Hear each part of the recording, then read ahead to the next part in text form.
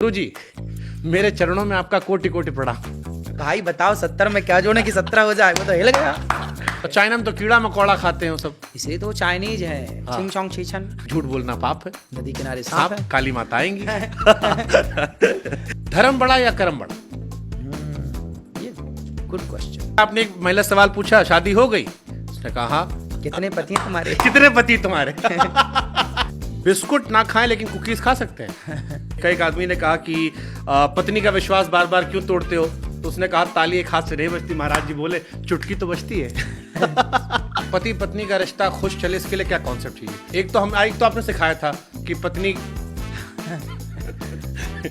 मुंह पे उंगली रख लो, चुप मार लो, खत्म बात। अनिरुद्धाचार्य जी ने भाभी जी को आखिरी बार आई लव यू कब बोला था? हम तो बोलते ही रहते हैं। क्या खूब लगते हो, उधर हम तो लगते ही हैं उधर भाभी जी को देख के। बड़े सुंदर दिखते हो। लड़का था, सुधरा हुआ था, बढ़िया था। उसने एक दिन एक लड़की को देखा जो कि कुछ कम कपड़े थे, तो उसने देखा धीरे धीरे वो लड़का ना उत्तेजित होने लगा किसी लड़की को जो उसके आसपास थी, और उसको वो छेड़ने लग गया। अब मेरा सवाल आपसे इतना है कि आज वो लड़का यदि बिगड़ा, कौन जिम्मेदार था? लड़का, केवल लड़का। हाँ। हमारे घर में हमारी माताएं बहनाएं कई बार कम कपड़ों में नजर आती हैं। कई बार ऐसा हुआ कि आप स्नान करने जा रहे हैं, वही नियत अपनी बहन अपनी माँ पर क्यों खराब नहीं हुई और दूसरे पर खराब क्यों हो गई? एक आया कि शादी हो गई, कहा हाँ। वो बोला कि मैं 80 हजार की लाया हूँ पत्नी। तो मैंने कहा भाई 1.5 लाख की भी मिलती है, थोड़ा ब्रांडेड ले आता। लोकल ले आया होगा। आपने ऐसे किया, कहा झूम करके देख रहे हैं कि तुम गुटखा खाए हो कि नहीं। तो ये ऐसे करके दिख जाता है। आप देखिए, किसी आदमी को मारना है तो आमरस पिला दो और फिर कोको कोला पेप्सी दे दो। अब लड़के सारे सोशल मीडिया पर जितने थे वो एक हाथ में आमरस ले रहे थे, एक हाथ में कोको कोला, एक घूट इधर पिए एक घूट इधर, फिर कहते देखो जिंदा है। वो तो हमने आपके स्वास्थ्य के लिए बोला।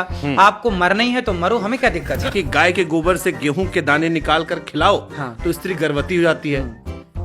ये कौन सा कॉन्सेप्ट था महाराज जी? मतलब ये वाला, आपके भी 2 बच्चे हैं ना? हाँ। अपने केस में ट्राई किया था आपने वाला? मतलब थोड़ा पर्सनल हो रहा है। जरूरत ही नहीं पड़ी। कैंसर का कोई इलाज है? महाराज जी साइंस वाले खा जाएंगे हमको। आपको क्या अंतर होता है गाय के दूध और भैंस के दूध में? भाई गाय का बच्चा जो होता है ना, हाँ। गाय का दूध पिएगा और बच्चा पूंछ उठा के दौड़ेगा, लेकिन भैंस का बच्चा दूध पीने के बाद ही वो यूं यूं ही चलेगा। कभी किसी ने आपसे कहा कि महाराज जी आपकी वजह से कपिल शर्मा शो बंद हो जाएगा?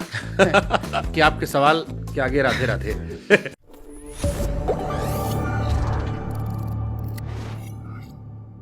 श्री राधे।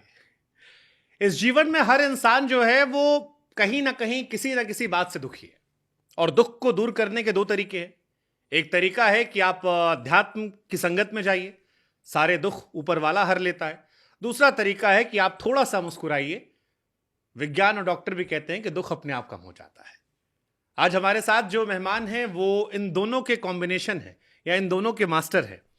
वो सत्संग के जरिए लोगों को धर्म के करीब भी लाते हैं, और उस करीब लाने का जो माध्यम है उसमें आपको मुस्कुराने की वजह भी दी जाते हैं। नाम है अनिरुद्धाचार्य जी।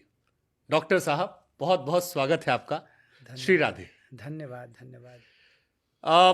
कहने को तो हमारा मन था कि गुरु जी मेरे चरणों में कोटि कोटि प्रणाम। ये जो आपका तरीका है सर कि मुस्कुराइए भी और धर्म भी लाइए, बड़ा वायरल है। आप देखते हैं मीम चारों तरफ आप भरे पड़े हैं। जी।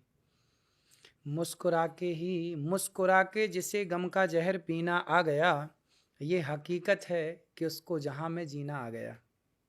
वाह।